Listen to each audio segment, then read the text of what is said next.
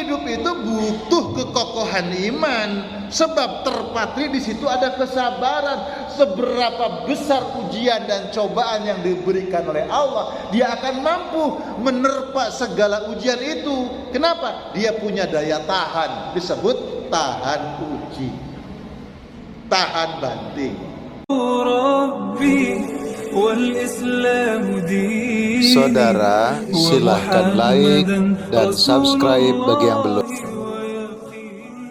Syekh Ibnul Qayyim Al-Jauziyah menyebutkan kunci bahagia ketika seseorang bisa bersyukur atas nikmat yang diberikan Allah. Sebab orang yang mudah ketemu syukur, orangnya sehat. Smile man. Orangnya itu Masya Allah enak dipandang, sewejuh, enak. Ya Allah, anak orang sing murung, pak sumpek, tak bu lapo sumpek aku, podo apik sumpek, ngumpul wong sumpek kabeh. Ya Allah, sumpek kabel stres ya. Insya Allah orang kalau banyak ketemu syukur, hidupnya itu ringan. Ya Allah, kok kepalaku sakit? Alhamdulillah cuma kepala. Teman-teman kepala sak kakinya. Kan bisa gitu tuh. Sing sakit tangannya, alhamdulillah ya Allah, sakit baru tangan. Teman-teman tangan sak badannya. Ketemu saja 1001 alasan untuk bisa mengucapkan syukur kepada Allah. Seorang hamba Allah yang bernama Abu Qilabah, seorang hamba Allah yang banyak bersyukurnya kepada Allah Subhanahu wa ta'ala. Setiap tarikan napasnya selalu keluar kalimat-kalimat syukur kepada Allah Subhanahu wa ta'ala. Dia ditemukan oleh seorang sahabat yang bernama Abdullah bin Muhammad, berada di tempat yang jauh dari keramaian, di dalam sebuah tenda yang lusuh. Kemudian dia mampir di situ, ditengoknya ada seorang laki-laki tua yang terbaring lemas, yang tidak punya kedua tangan, yang tidak punya kedua kaki, bahkan kedua matanya buta. Lalu dia hanya mendengar bisikan dari lisannya itu kalimat bersyukur kepada Allah Subhanahu wa ta'ala. Alhamdulillahilladzi faddalani ala katsirin mimman khalaqa tafdila. Ya Allah, segala pujian milikmu ya Allah. Semoga engkau menjadikan aku sebagai hamba yang pandai bersyukur kepadamu, dan engkau mengistimewakan diriku, engkau memuliakan diriku dibandingkan penciptaanmu yang lainnya. Ungkapan syukur yang hebat. Lalu Abdullah bin Muhammad bertanya, wahai Tuan, apa yang Tuan syukuri dengan kalimat syukur seperti itu? Padahal aku melihat kedua matamu buta, engkau tidak punya kedua tangan, bahkan engkau tidak punya kedua kaki. Engkau dalam keadaan lemas di sini, tubuhmu dihinggapi penyakit kulit yang sangat. Engkau sendirian dalam tenda yang lusuh. Lalu engkau bersyukur kepada Allah. Nikmat apa yang kau syukuri? Masya Allah. Apa jawabannya? Diam wahai engkau. Jika sekiranya, dia menjawab, jika sekiranya Allah meluapkan air di lautan ke daratan seperti ini, aku sudah mati tenggelam. Maka aku bersyukur kepada Allah. Allah masih memberikan nikmat hidup. Jika sekiranya gunung Merapi itu meletus, maka saya sudah terbakar. Ya Allah. Sahabat Abdullah bin Muhammad masih penasaran. Aku melihat engkau mengucapkan kalimat syukur seperti ini. Nikmat apa yang kau rasakan sampai terus mengungkapkan syukur yang banyak seperti itu? Lalu sahabat ini menjawab, Aku bersyukur kepada Allah karena lisanku masih diizinkan untuk mengucap syukur kepada Allah Subhanahu wa taala. Allahumma shalli ala Muhammad. Ini yang pertama, bersyukur.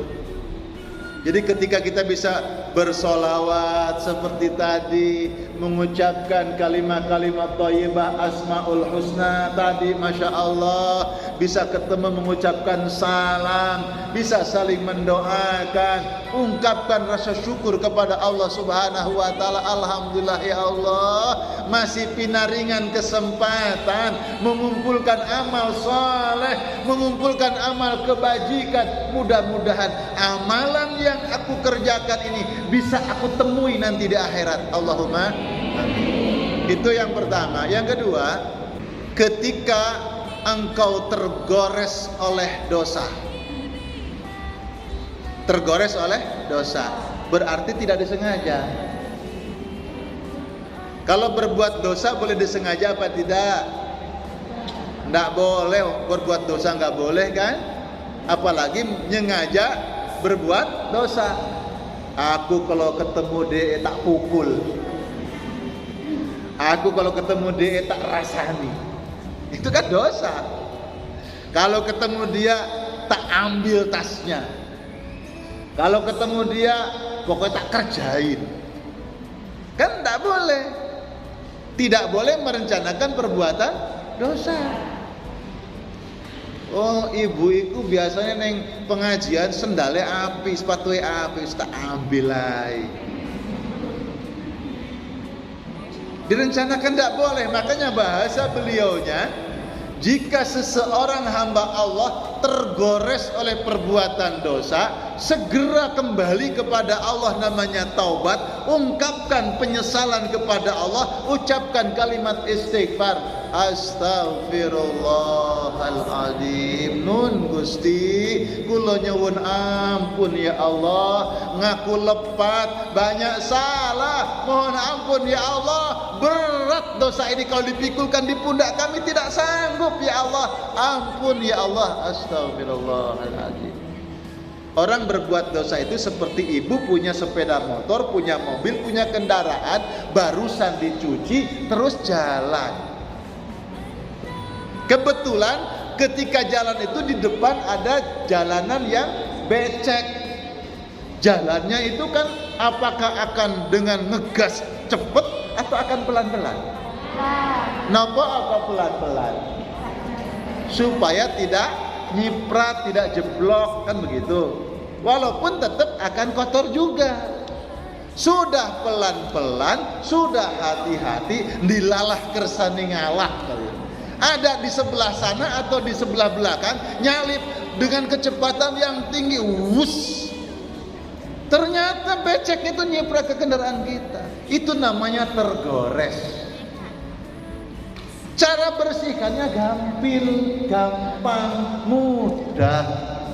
Disiram sedikit, insya Allah cepat bersih. Kenapa? Beda dengan orang yang ikut off-road. Sengaja Masya Allah, lumpur sengaja di ambles mana sengaja. Itu membersihkannya rodo angel pengumuman. Susah. Tapi kalau cuma keciprat kan tidak banyak. Disiram sedikit insya Allah cepat bersih.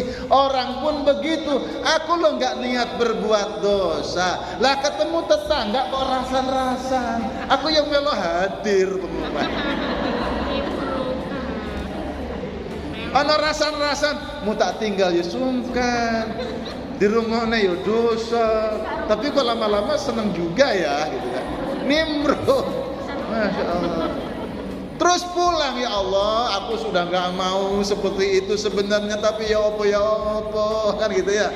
Ya sudah nyebut astagfirullahaladzim ya Allah. Nyebut. Insya Allah gampang untuk diampuni dosanya oleh Allah. Nah, yang ketiga, kunci bahagia itu menurut Ibnul Qayyim Al-Jauziyah, jika Allah memberikan ujian dalam hidupmu, temui sabar. dia bisa ketemu sabar, insya Allah orang itu akan diberikan kebahagiaan. Sebab orang yang sabar itu tahan uji. Ombak di lautan, gelombang, sebab besar itu apa? Karena kendaraannya, kapalnya kecil. Betul. Jenengan di baknya sampean gerak-gerak itu gelombang, bagi semut ini tsunami, katanya semut kan gitu toh. Tapi katanya jenengan bukan, tsunami dari mana? Dari Hongkong. Gelombang lautan itu besar kalau kapalnya kecil. Coba tengok kapal yang besar, kapal pesiar punya Amerika itu yang besar. Walaupun ombaknya besar, damai sejahtera kan? Orang hidup itu butuh kekokohan iman, sebab terpatri di situ ada kesabaran. Seberapa besar ujian dan cobaan yang diberikan oleh Allah, dia akan mampu menerpa segala ujian itu. Kenapa? Dia punya daya tahan, disebut tahan uji, tahan banting. Ada teman-teman itu tahan banting, tahan uji. Dijahilin ambil koncone, ya senyum doai, masya Allah.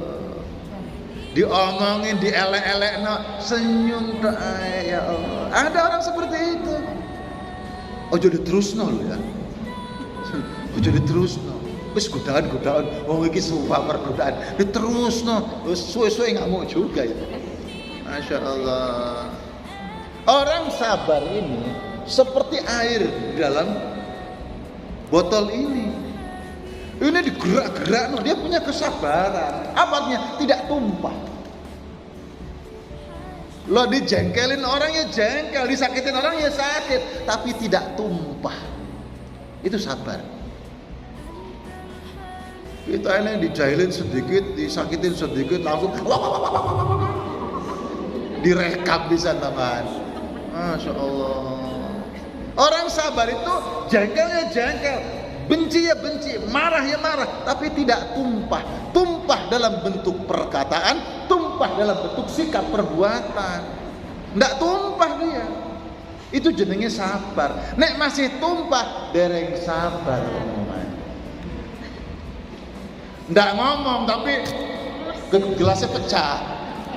Gak ngomong memang, tapi ketika umbah-umbah piring itu dibunyi no kabeh, tak. Masya Allah. Jadi sabar itu boten tumpah. Niki digerak-gerak no, diuncal-uncal no. Nah, niki boten tumpah. Tapi ojo nemen-nemen. Garai wong sabar ojo nemen-nemen. Ngerjain wong sabar nemen-nemen. Nek tumpah beneran pecah deh. Ambiar. Kalau kesabarannya tinggi, insya Allah. Dan orang-orang yang beriman kepada Allah memiliki kualitas kesabaran yang luar biasa. Makanya di antara bentuk kecintaan Allah adalah Allah menurunkan musibah.